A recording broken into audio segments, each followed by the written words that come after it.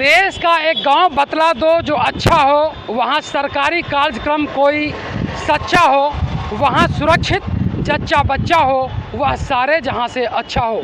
गांधी के सपनों के भारत में आज जिस तरीके से हर जगह सरकारी कार्यक्रमों का सही तरीके से जनता तक नहीं पहुंचाया जाता है, ऐसे में सरकार की महत्वाकांक्षी योजना और United Nations food for all programme के तहत देश के उन गरीबों को अनाज देना था जो 2 वक्त की रोटी अपने लिए जुगाड़ नहीं कर पाते हैं। देश के यशस्वी प्रधानमंत्री नरेंद्र मोदी जी के आने के बाद भी देश में पब्लिक डिस्ट्रीब्यूशन सिस्टम में कोई व्यापक परिवर्तन नहीं हुआ। 70 साल से चल रहा यह ट्रेडिशनल सिस्टम आज भी डीलरों तक जाकर ख़त्म हो जाता है। जो डीलर अपने आप को शोषित पीड़ित समझते हैं, लेकिन समाज का एक वर्ग, अधिकारी एक वर्ग उनका शोषण करता है और उन्हें मान सम्मान के साथ नहीं देखा जाता है। उन पर तरह तरह मीडिया में खबरें आती हैं कि डीलर भ्रष्टाचार कर रहे हैं, कम दाना दे रहे हैं, समय से दे नहीं रहे हैं, 21 दिन पर मिलता है 30 दिनों पर दे रहे हैं। लेकिन सोचने की बात यह है कि आखिर वह डीलर ऐसा क्यों करते हैं। तो सरकारी व्यवस्था, सरकार की अराजकता और प्रशासनिक उदासीनता एक नेक्सस की तरह हो गया है जो उस डीलर को पूर्ण रूप से उस नेक्सस में शोषण करता है।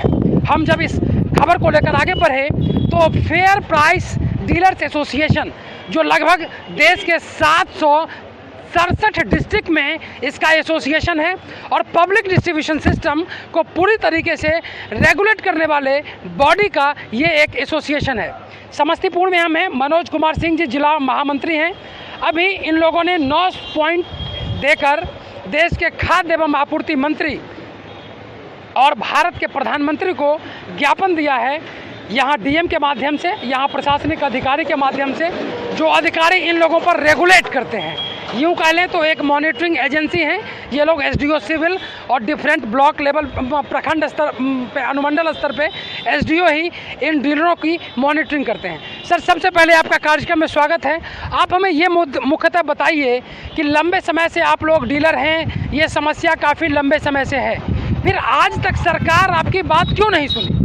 यही दुर्भाग्यपूर्ण बात है जो हम लोग देश के 5.25 लाख जन वितरण प्रणाली विक्रेता जो करोड़ों 80 करोड़ जनता को खाद्यान्न मुहैया कराते हैं और 5.25 लाख जन वितरण प्रणाली विक्रेता देश का भूखा है, उसकी माली स्थिति दयनीय है।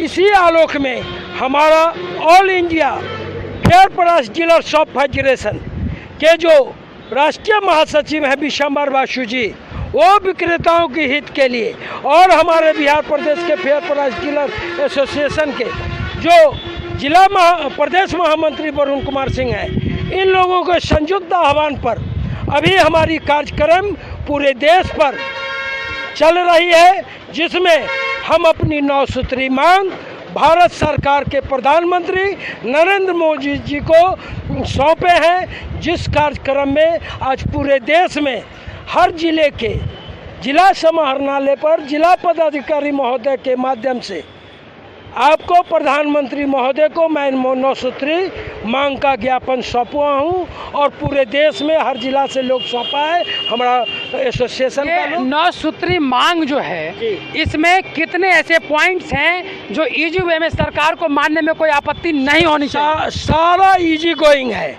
आप जान लें, हम जिस रूप से सरकार की काम कर रहे हैं, खाद्यान्न विदित है, सर्व विदित है। मैं जनता के साथ जिस तरह से टाइम वार्ड लगा रहता हूं और सरकार के दिशा निर्देश अनुरूप उसका खाद्यान्न उसके घर में मिट्टी तेल पहुंचाने का काम अदर देन राज्य में, बिहार के अलावे करीब राज्य में खाद्य तेल, खाद्यान्न, उसके बाद चीनी, दाल, सारा चीज़ मुहैया कराया जाता है।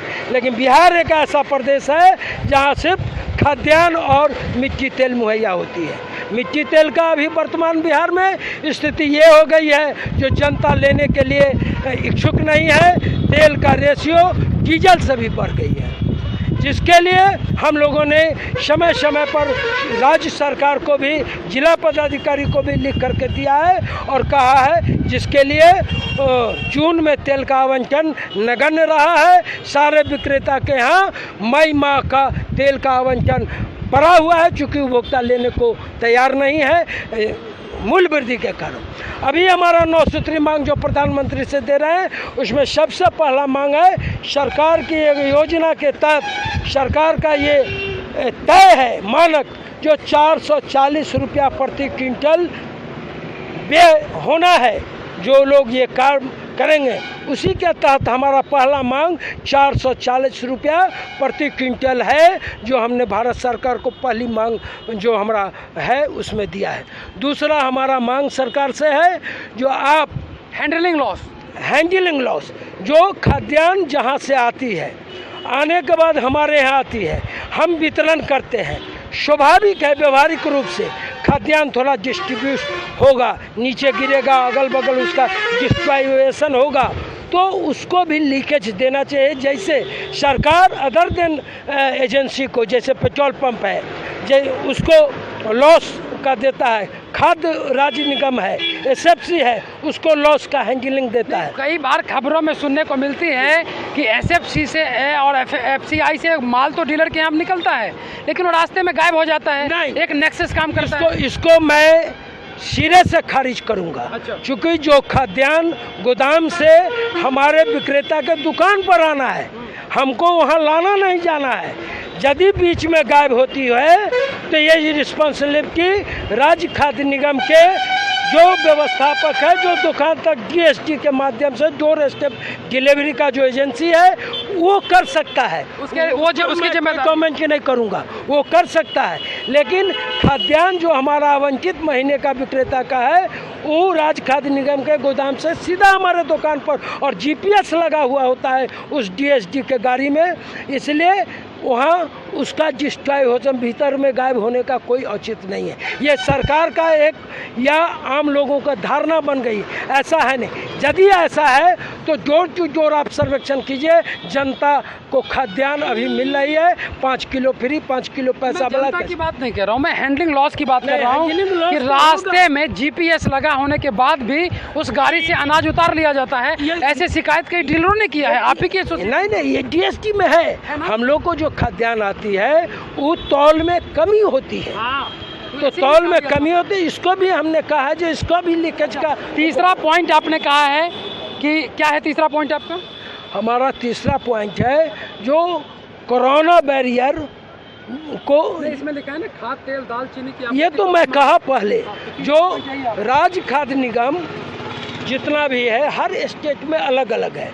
हर स्टेट में है खाद्यान्न, मिट्टी तेल, खाद्य तेल, दाल, नमक, चीनी सब है। बहुत तरह का वहाँ एलपीजी गैस का भी कनेक्शन डीलरों द्वारा दिया जाए, लेकिन बिहार में नहीं है, बहुत स्टेट में नहीं है।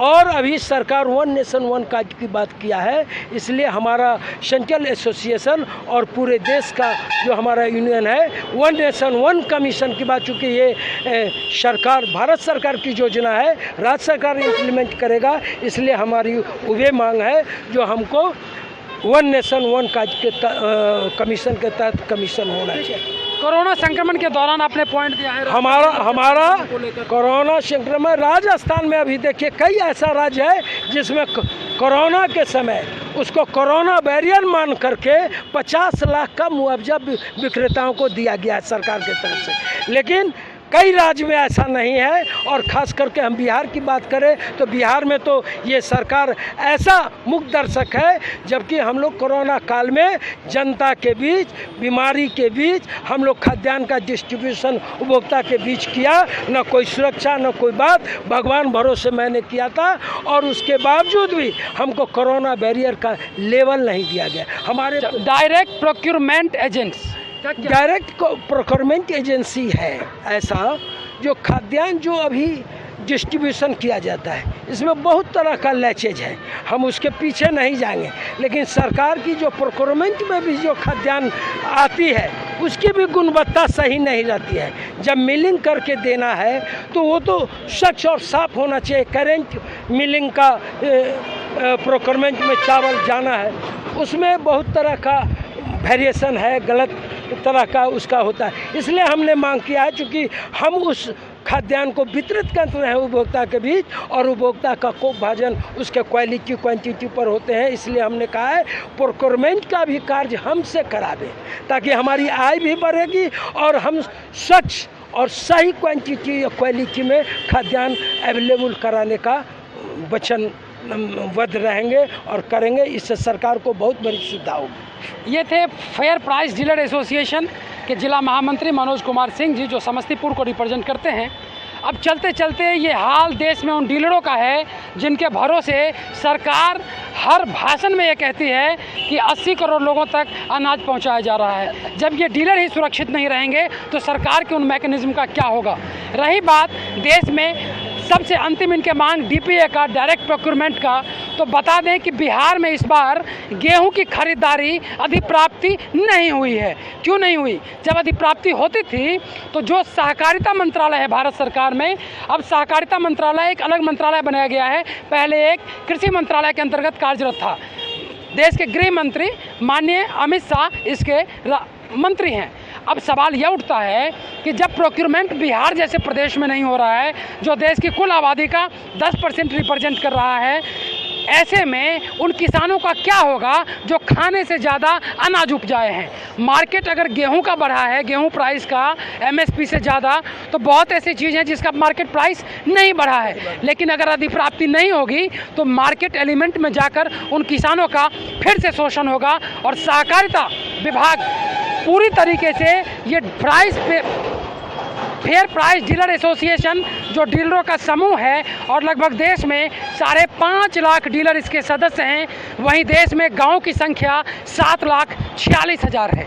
ऐसे में यह माना जाए कि इन डीलरों के साथ जब तक सहकारिता मंत्रालय कदम से कदम मिलाकर नहीं चलेगी, इनके मांगों को नहीं पूरा करेगी, इनकी सामाजिक सुरक्षा निश्चित नहीं करेगी, इनकी सुरक्षा की जिम्मेदारी नहीं लेगी, तब तक इन डीलरों का कल्याण नहीं होगा। और लोकतंत्र में यह एक सवाल होगा कि गरीबों के सेवा करने वाले वो डीलरों आज भी हताशा के शिकार हैं और आए दिन आप कई सारे घटनाओं का जिक्र भी सुनते आ रहे हैं। तो ये हाल है देश में कृषि और सहकारिता विभाग का। वीडियो टीम के साथ गौतम कुमार, समस्तीपुर।